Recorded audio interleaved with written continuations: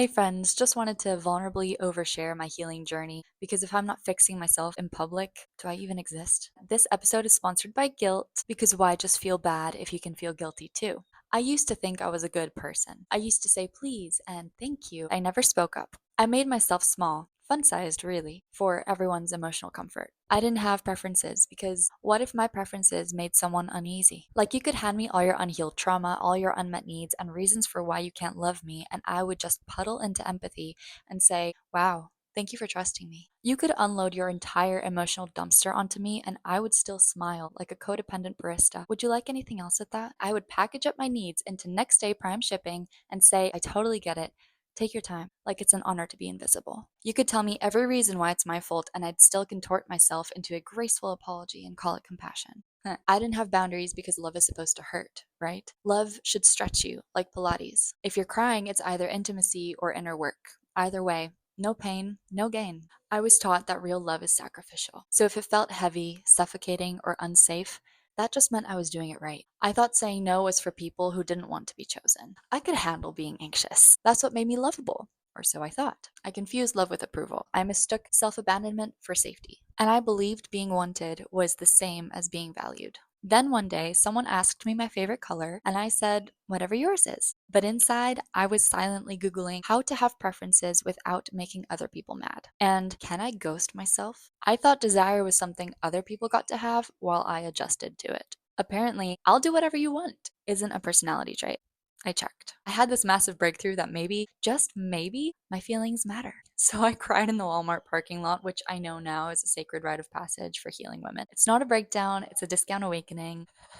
And that's when I realized I've never made a real decision in my life. I've just been scanning every decision like, what would make it easier for everyone else? I'll have that, please. Turns out people pleasing is just control issues in a socially acceptable outfit. Making a choice has felt like a betrayal. And since I tolerate everything, I must be loyal to indecision.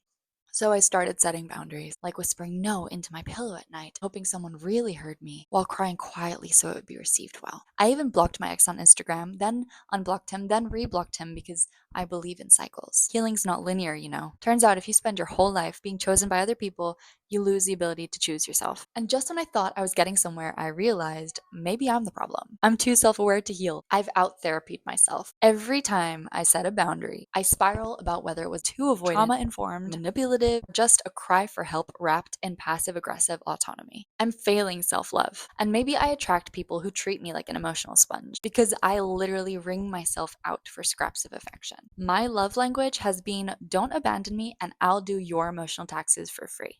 All that niceness, it wasn't a virtue. It was survival. I didn't say yes because I wanted to. I said yes because I was terrified of what would happen if I didn't. I've been auto yesing my way through life like a human Siri, just waiting to be told what to do so I could feel safe again. My kindness was just a defense mechanism in a sundress. I wanted everyone to like me so I wouldn't die alone. I was just afraid of rejection, of disappointment, of being left. I wasn't choosing love. I was auditioning for safety. I felt guilty taking up space, unless I was solving someone's childhood wound, as long as it wasn't my own. So I started reconnecting with my inner child, which was really just me late night stress baking cookies, sobbing to the Lizzie McGuire movie, singing to This Is What Dreams Are Made Of between bites of said snacks, all under a blanket fort. I thought my worth was measured in how exhausted I could get for other people. But then I had a third breakthrough that completely expanded my nervous system capacity. What if the reason I feel worthless is because I was taught my worth is in my usefulness? I mean, if I'm not juggling eight people's nervous systems, being aggressively agreeable, and replying as soon as possible to a text with thoughtful paragraphs and four supportive emojis, am I even contributing? Like, if I'm not offering unsolicited support and trauma informed cheerleading, how do people know I'm alive? I thought being the reliable one would keep me from abandonment, but really I've just become as convenient as a street corner trash can. If I wasn't carrying everyone else's crap, I felt empty. When I didn't ask for much, I was a bargain. Now that I come with boundaries, I'm considered overpriced. So yeah, I'm healing, which mostly consists of me lying on the floor, trying to distinguish between a soul craving and a trauma response. I'm learning how to want things, actual things, like spicy hot chocolates and respect. Sometimes I even want things without permission. I know, revolutionary. Anyway, that's my journey so far. This meltdown is brought to you by attachment issues, now with extra anxiety. If you resonated with this, like, subscribe, comment, share, because if you're not laughing at your trauma, you're probably still crying in your car.